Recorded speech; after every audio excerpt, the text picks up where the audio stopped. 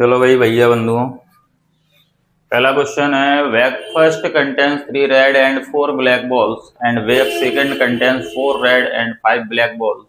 One ball is transferred from bag 1 to bag second and then a ball is drawn from bag second.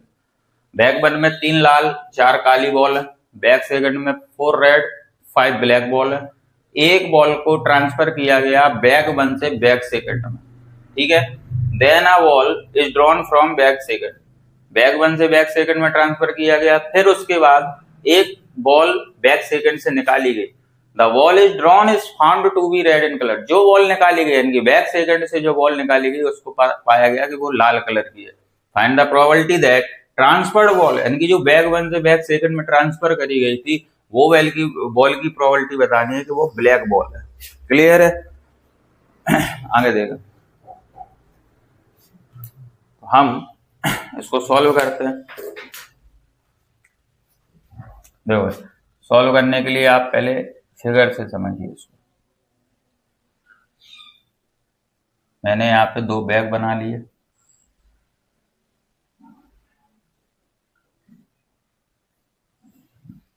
ये हो गया हमारा bag 1 और ये हो गया हमारा बैग 2. ठीक है, बैग 1 बैग 2. बैग 1 में क्या है? बैग 1 में 3 रेड 4 ब्लैक बॉल्स. क्या है? 3 रेड और 4 ब्लैक बॉल. टोटल कितनी होंगे बेटा? टोटल होंगी 7. टोटल बॉल्स कितनी होंगी? 7. ठीक है. बैग सेकंड में 4 रेड है 5 ब्लैक है. 4 रेड 5 ब्लैक. ठीक है, आगे देखें. अब इसमें टोटल कितनी हो गई? टोटल हो गई इसमें नहीं, यहां तक किसी को कोई समस्या नहीं होनी चाहिए. अब आगे एक कहानी. 1 ball is transfer from bag first to bag second. हमें बैग फर्स्ट से बैग सेकंड में ले तो जाना है लेकिन कंफर्म नहीं है कि वो लाल जाएगी या ब्लैक जाएगी. यहां से जाएगी तो बॉल, ये तो कंफर्म है, रेड जाए या ब्लैक जाए, लेकिन कंफर्म नहीं है. तो हम क्या करेंगे, इसको हमने मान लो बोल दिया black,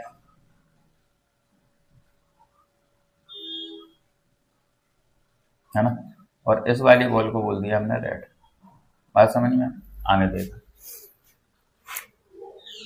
the ball is so drawn is found to be red in colour. जो बैग सेकंड से बॉल निकाली गई थी उसका कलर रेड फाउंड किया गया. ठीक है भैया, यहाँ से एक बॉल निकली, ये कन्फर्म है निकली है. यहाँ से जो बॉल निकली उसका कलर उन्होंने बोल दिया कि ये रेड कलर की बॉल है और रेड कलर की बॉल है. और जो काम हो जाता है उसको हम क्या बोलते हैं? ए. जो काम हो जाता है उसको हम क्या बोलते हैं? A. Find the probability that the transferred ball is black. जो हमें प्रोबेबिलिटी चाहिए होती है वो होती है E1. तो ब्लैक चाहिए तो E1 और रेड क्या हो जाएगा? E2. बात समझ में आई? इतना चीज तो समझ गए होंगे, है ना. इतनी चीज तो अपन समझ गए. आगे देखें. अब देखो, कुछ चीजें होती हैं जैसे हमने एक इसको माना, जो हमारा काम हो चुका है. बैक सेकंड से क्या हुआ है?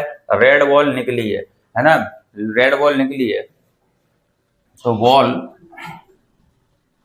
Drawn from back second, ball drawn from back second क्या लिख देंगे? Is red. ये काम हो चुका है, कन्फर्म काम है, हो चुका है. बेटा E1 क्या होगा? E1 होगा कि ट्रांसफर्ड बॉल ब्लैक है.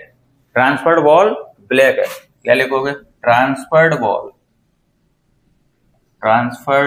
Ball is black.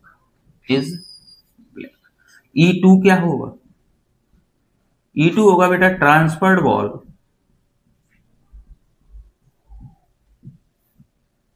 Is red. लिखना तो पड़ेगा, भले ही ब्लैक पूछा गया, E2 भी चाहिए. तो आपको इतना काम सबसे पहले कर लेना है. अब इसके बाद देखो क्या पूछ रहा है. Find the probability that the transferred ball is black. क्या पूछ रहा है? ट्रांसफर्ड बॉल इज ब्लैक, यानी कि P काम हो चुका है A, निकालना किसका? E1. निकालना क्या E1, क्या लगेगा वेज थ्योरम, क्या लगेगा Bayes formula P(E1) slash A equal to क्या हो जाएगा P(E1) into P A slash E1 upon P E1 into P A slash E1 plus P(E2) into P A slash E2। यहां तक कोई समस्या नहीं होनी चाहिए, यहां तक कोई समस्या नहीं होनी चाहिए।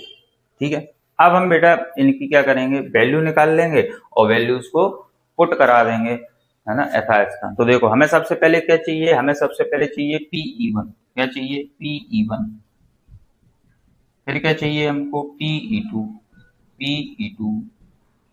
फिर क्या चाहिए इसके बाद P A स्लैश E1 और फिर चाहिए हमको P A स्लैश E2। ये वैल्यूज निकालना थोड़ा अच्छे से देखें। तो देखो बेटा कैसे निकालेंगे, P(E1), P(E2), P A slash E1, P A slash E2। P(E1) क्या है, देखो भाई E1 क्या है, ट्रांसफर्ड वॉल इज ब्लैक। भैया E1 बैक 1 में जाते हैं, E1 ब्लैक की बात हो रही है, क्या हो जाएगी भाई, ब्लैक बॉल कितनी है 4, टोटल कितनी है 7, तो E1 क्या हो जाएगा 4/7। क्लियर बात। अब आते हैं E2 की बारी, है ना। E2 क्या है, ट्रांसफर वॉल इज रेड, बेटा 3 है रेड, टोटल कितनी है 7, तो ये कितनी हो जाएगी 3/7। अब आते हैं A स्लैश E1 पर, तो एक अब है कि जब E1 हो गया हो तब E1 क्या है, E1 ब्लैक है, ब्लैक बॉल गई, यहाँ पे 5 बॉल थी, कितनी हो गई 6 हो गई, टोटल बॉल कितनी हो गई 10 हो गई, समझ रहे हो, टोटल बॉल कितनी हो गई 10 हो गई। लेकिन हमें तो यहाँ से क्या निकल रही है, रेड निकल रही है ना, तो हमें प्रोबेबिलिटी रेड की बतानी, तो 4/10, 4/10। यहाँ तक कोई दिक्कत नहीं होनी चाहिए। आगे देखें same P A slash E2। अब E2 में कौन सी बॉल निकलेगी बेटा, E2 में कौन सी बॉल निकलेगी रेड, तो बेटा यहाँ से रेड बॉल गई, काम कौन सा हो रहा है, रेड निकल रही है, तो रेड बॉल जब यहाँ से गई तो यहाँ पे रेड कितनी हो जाएंगी 5, रेड कितनी हो जाएंगी 5, टोटल कितनी हो जाएंगी 10, टोटल कितनी हो जाएंगी 10, वो काम हो चुकेगा, कितनी हो जाएंगी 5 और 5 10 बॉल हो जाएंगी, तो 4 5 रेड बॉल निकाल रहे हैं तो 5/10। ऐसे आपको वैल्यू निकाल लेनी है। उसके बाद आपको इन वैल्यूज को यहाँ पे पुट कराना है, तो P1 क्या है 4/7 इंटू A स्लैश E1 क्या है 4/10 अपॉन 4/7 इंटू 4/10 प्लस E2 क्या है 3/7 इंटू 5/10।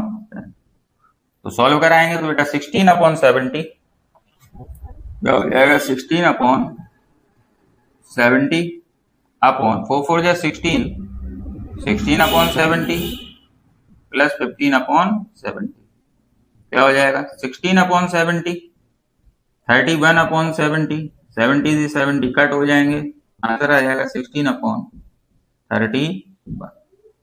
ठीक है, तो इस तरीके से आप इस क्वेश्चन को कर सकते हैं। यहाँ पे यही है, मैं इसको फिर से बता देता हूं एक बार। हमें E1 चाहिए, E1 क्या है, बॉल ब्लैक है, हमें से E1 यानी कि पहले में रहना है। E1 देखो क्या है, ब्लैक बॉल, ब्लैक कितनी है 4, प्रोबेबिलिटी बनेगी 4/7, ये तो सिंपल है। सेम E2 भी सिंपल है, कितनी बॉल है 3, तो 3/7, खत्म बात। इसमें दिमाग लगाओ, P A स्लैश E1, जब E1 काम हो गया है, जब E1 काम हो चुका है, अब E1 काम कौन सा है, ब्लैक बॉल, ब्लैक बॉल यहाँ पे पहुंच चुकी है, ब्लैक बॉल पहुंची यानी कि 4 से ब्लैक बॉल इधर पहुंची, तो एक बॉल जब यहाँ से पहुंचेगी तो ये 5 की जगह 6 हो जाएगा और इस बॉक्स में बॉल हो जाएंगी 10। इस बॉक्स में बॉल जैसी 10 होंगी तो प्रोबेबिलिटी बनेगी, लेकिन हमें तो रेड की निकालनी है, तो 4/10 बनेगी। ब्लैक से कोई ना, ब्लैक बॉल आई है, सिर्फ बॉल की संख्या बढ़ी है, लेकिन हमें रेड बॉल निकली है बैक सेकंड से, ठीक है। सेम PA/E2, बॉल यहाँ से E2 मतलब रेड बॉल गई है, आपकी बार रेड बॉल गई, यहाँ कितनी बची कितनी नहीं, हमें यहाँ पे एक बॉल पहुंचानी है, तो 4 और 5 हो गई रेड, 5 और 5 टोटल कितनी हो गई 10, तो 5 और 5 10 हो गई, तो हमें तो रेड निकालनी है ना, तो 5 अपॉन टोटल 10, ठीक है। इस तरीके से इन वैल्यूज को निकालेंगे।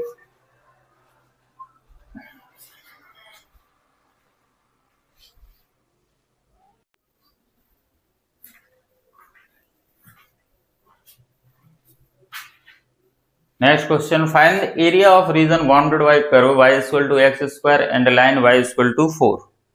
चलिए भाई देखते हैं, पैराबोला इक्वेशन दी गई है ना। चलो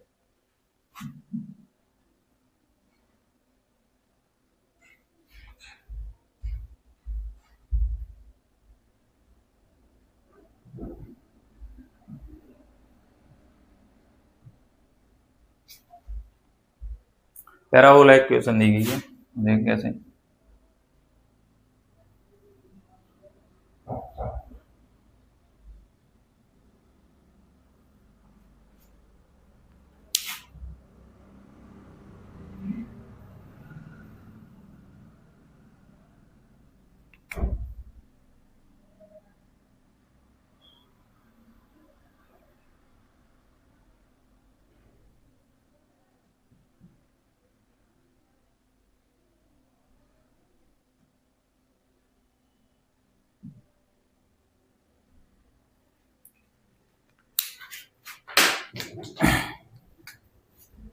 ठीक है, तो ये हो जाएगा y equal to x square, equation दी है।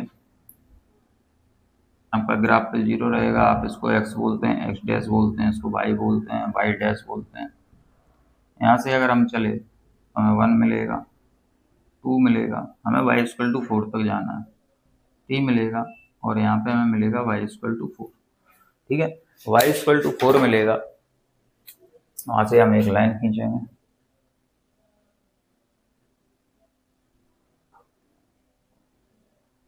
ठीक है। ये हो गया हमारा y इक्वल टू 4, यहाँ तक तो कोई समस्या नहीं है ना। अब हम क्या करेंगे, वो इस वाले जो पॉइंट है इसको बोल दिया मैंने, मान लो ये, इसको बोल दिया P, है ना। हमें पूरे रीजन का एरिया चाहिए, अगर हम इस एरिया को निकाल लें इसको और उसका डबल कर दें,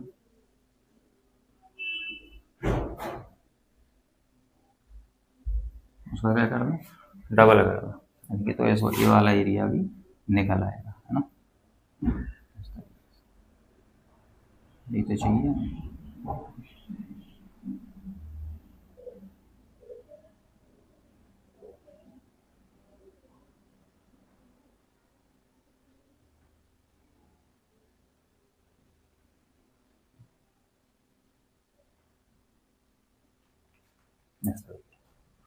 अरे बात समझ, हमें इक्वेशन दी है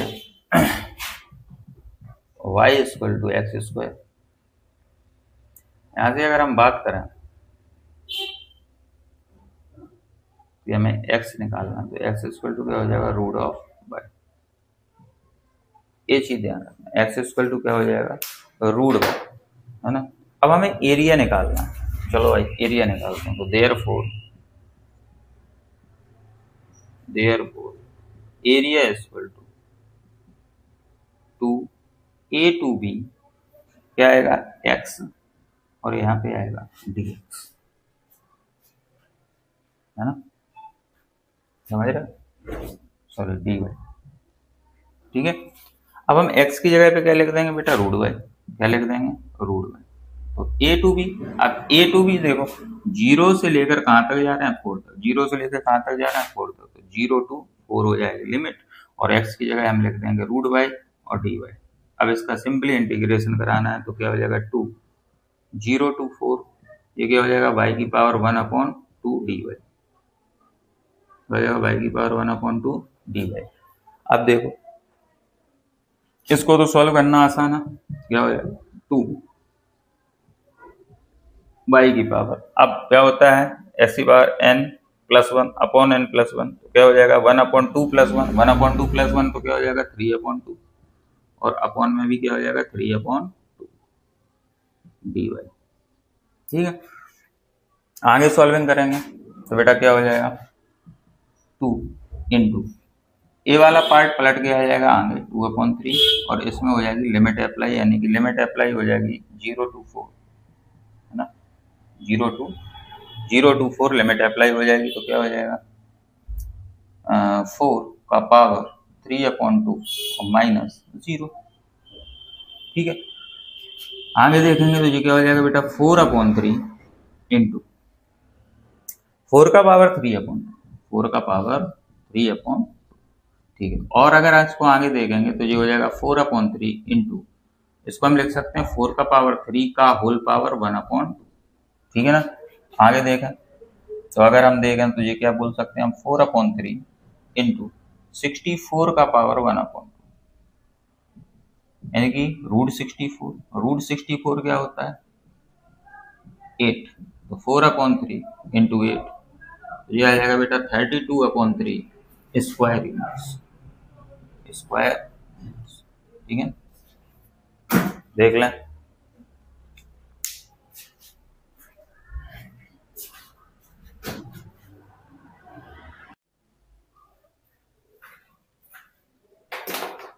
अगला क्वेश्चन देखेंगे, find the area of the reason bounded by the curve y² = 4x and the line x = 3।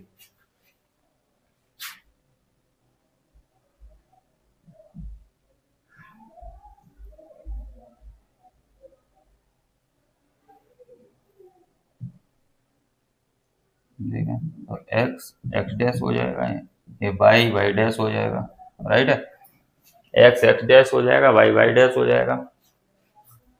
अब जो पैराबोला बनेगा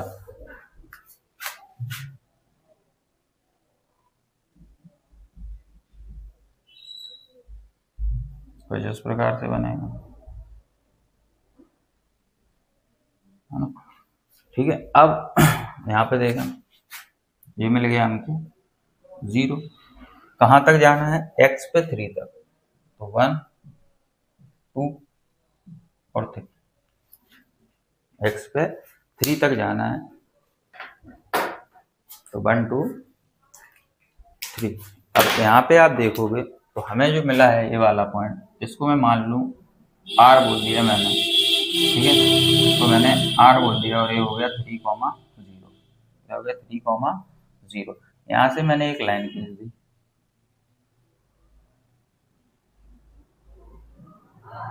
इस प्रकार, और जो पैराबोला है ये होगा y² = 4x, 4ax के फॉर्म में है ना, y² = 4x। अब हमें कुछ नहीं करना, अब हमें नाम भर देना है, नाम दे देते हैं, जैसे मैंने O हो गया, इसको मैंने A बोल दिया, R हो गया, इसको मैंने इस वाले पॉइंट को P बोल दिया, ठीक है। अब हमें जो चाहिए ना कोई एरिया चाहिए, एरिया मैं समझ इसी प्रकार से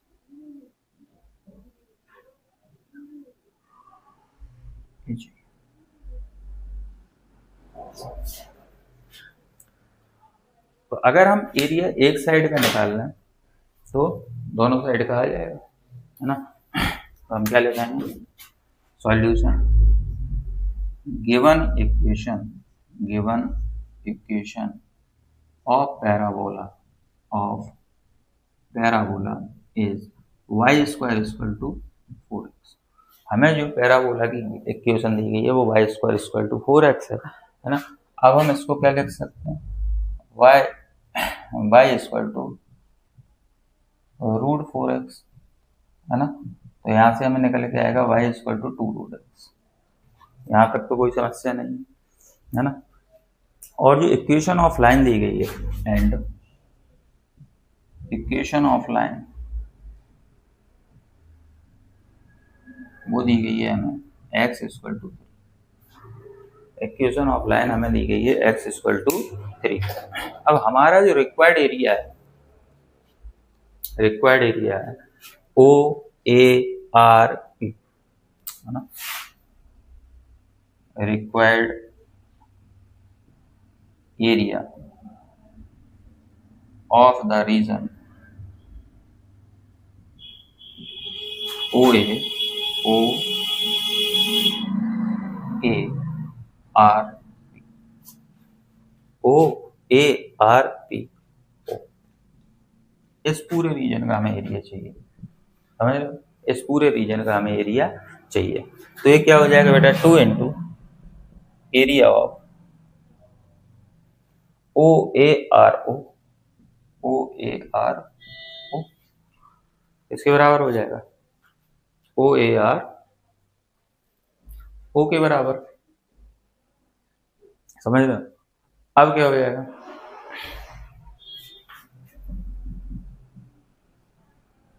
ए to b by d x, a to b by d x.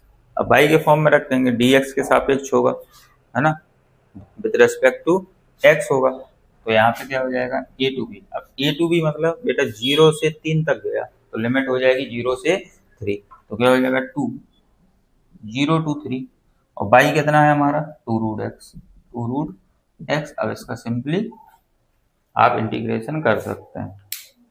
तो देखो भाई साहब, अगला स्टेप क्या होने वाला है, यहीं पे कर लें। तो देखें 2, ये वाला 2 बाहर आ जाएगा, तो 2 into 2, 0 to 3 root of x d x. ठीक है, अगला स्टेप क्या होगा, 4 इंटीग्रेशन 0 to 3 एक्स की पावर 1/2 डी एक्स। यहाँ से देखें तो 4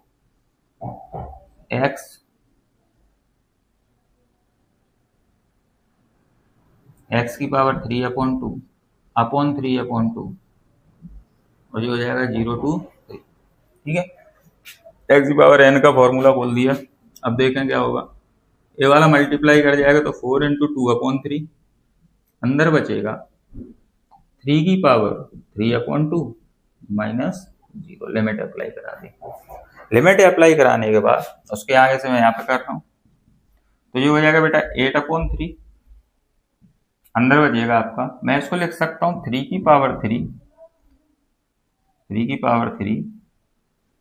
का होल पावर 1/2 लिख सकते हैं। तो ये हो जाएगा बेटा 8/3 इंटू 27 का होल अपॉन 2। इसको और अच्छे से लिखें तो 8/3 इंटू 27 को लिख सकता हूँ मैं 9 इंटू 3 का होल पावर 1/2। रूट 9 तो हम निकाल सकते हैं, तो ये हो जाएगा 8/3 इंटू 3 रूट 3, 3 से 3 कट हो जाएगा, 8 रूट 3 स्क्वायर मीटर आंसर आएगा, सॉरी मीटर, यूनिट। ठीक है, स्क्वायर यूनिट आंसर आ जाएगा। देख लीजिए, इजी क्वेश्चन है। Thank you.